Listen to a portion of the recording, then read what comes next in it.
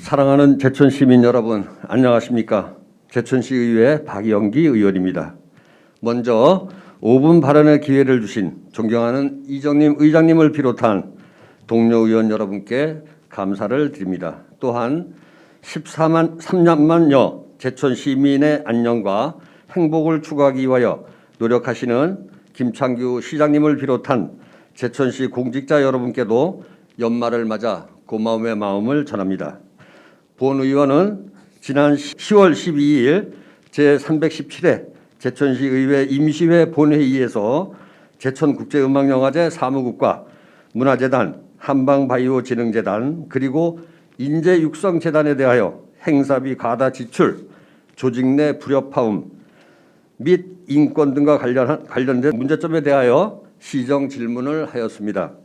그 후 시정 질문에 대한 집행부의 조치 사항과 그에 따른 당부 사항을 말씀드리고자 합니다. 먼저 인권과 관련된 제천 한방바이오진흥재단입니다. 재단의 운영에 관련한 문제점과 한방바이오 박람회 개선 필요성, 재단 내 사원이 인권에 대한 문제점을 사직서에 문제 제기하고 퇴사안건에 대하여 개선 및 책임을 요구하였습니다. 담당 부서의 답변을 보면 직원의 인건비는 출연금에서 모두 편성하도록 하고 타 지역 박람회 벤치마킹 및 한방 천연 산업 엑스포 연구 용역에서 제시된 프로그램 등으로 차별화된 프로그램을 발굴할 수 있도록 지속적으로 노력하겠다고 하였습니다. 재단 내 직원 간 갈등은 존재하고 있으나 특정 조치까지 필요한 갑질은 없는 것으로 판단, 배려 있는 대화와 이해가 요구되는 상황이라고 답변하였고, 답변 내 첨부된 업무 보고서에서는 팀장 2명의 의견을 담았습니다. PPT 자료를 보시면 팀장의 의견을 보실 수 있습니다.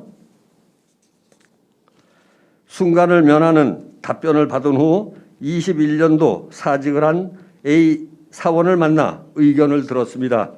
많은 불쾌감을 드러내며 그 당시 주고받았던 카카오톡 대화 내용을 캡처하여 보내주셨습니다. 본 의원은 제319회 제2차 정례회 현장 감사 시 한방바이오진흥재단은 팀장 및 사원들과 간담회를 가졌으며 모바일로 설문도 받았습니다. PPT 자료를 보면 긍정과 부정이 거의 비슷하게 나와 있는데 부정이 이렇게 많은 것도 하나의 문제점이 되지 않을 수 없다라고 판단을 합니다. 위 설문 내용을 보면 인권의 불편함을 사직서에 남기고 퇴사한 직원의 고통을 볼 수 있을 것이고 현재 근무하고 있는 팀장이와 사원들의 근무 상황이 어쩔 수 없어 참고 근무한다는 것을 인지할 수 있을 것입니다. 인권 및 직급에 따른 갑질로 작은 문제라도 있었다면 진정이 담긴 사과와 반성은 필수이고 감독기관인 제천시의 합당한 조치가 따라야 할 것이며 피해자에게는 합리적인 보상이 따라야 한다고 생각합니다. 다음은 문화재단입니다. 지역의 예술발전 방향에 대하여는 지역의 교육기관인 대학과의 협력으로 젊은 예술인들이 지역에 정착할 수 있도록 다양한 방안을 검토하고 지역의 예술인들과 구축 및 발전 방향 등을 함께 논의하겠다고 하였습니다. 문화재단 내 인권과 관련한 문제점으로 모두의 불편함이 해소되기도 전에 하소동 생활문화팀에서도 직원들 간의 작은 문제로 근무함에 불편함이 있다는 이야기를 듣고 확인을 하였습니다. 당사자들 간의 소통과 이해 부족의 문제도 있지만 조직을 관리하고 직원 간 화합을 책임져야 할 관리자들의 대처 미흡에 질타하지 않을 수 없다고 생각합니다.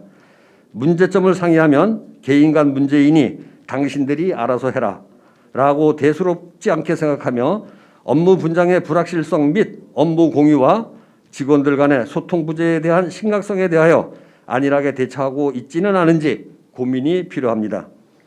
다음은 제천시 인재육성재단입니다.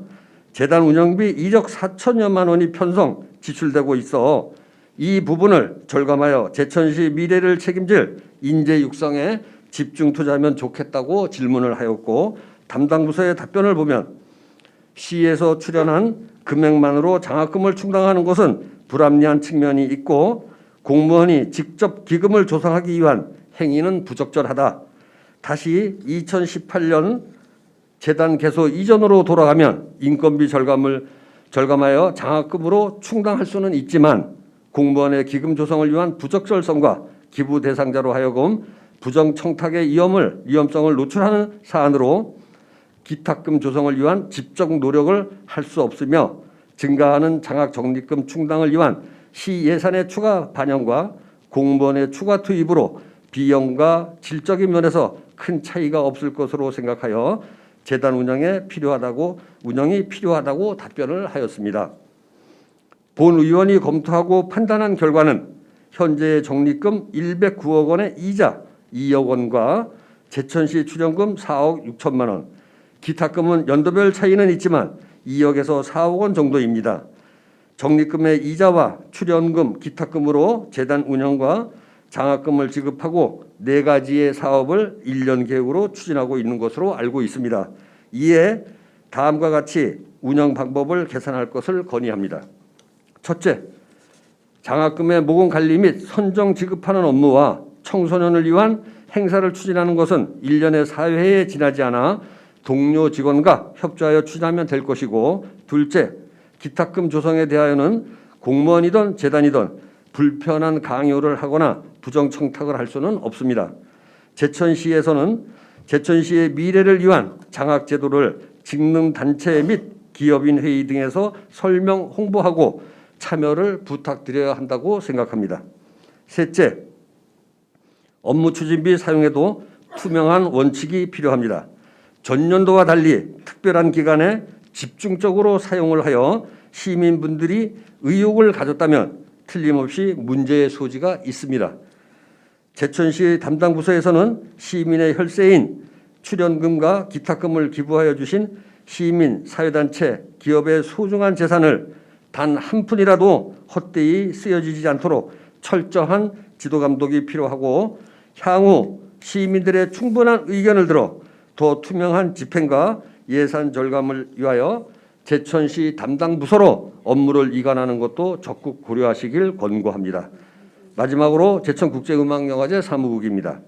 서울 사무소에 임대보증금 1억 2천만 원에 다음 연도 사업비로 지출한 것에 대한 절차상의 문제점이 있으며 제18회 제천국제음악영화제 행사비도 사전에 계획된 예산에 맞춰서 행사를 추진하여야 하는데 무감각, 무대책으로 과다 집행하였고 누군가는 책임을 져야 한다고 질문을 했습니다. 현재까지 제천시 담당 부서에서는 5억 560만 원의 미지급 상태이며 직원들의 인건비가 부족한 부분에 대하여 해결 방안과 제천국제음악영화제 사무국 정상화를 위하여 TF팀을 발족하였고 집행위원장과 사무국장이 과다 집행한 부분에 대한 대책 마련과 해결을 위해 노력하고 있는 것으로 알고 있습니다. 시장님 및 담당 부서에서는 이번이 제천국제음악영화제가 바로 설 수 있는 마지막 기회임을 꼭 기억하시어 오직 한 가지, 제천시의 최고 브랜드 물 만난 영화, 바람난 음악, 제천국제음악영화제로 지구촌에 우뚝 설 수 있도록 만전을 기해 주시기 바랍니다. 존경하는 제천시민 여러분, 경청해 주셔서 감사합니다.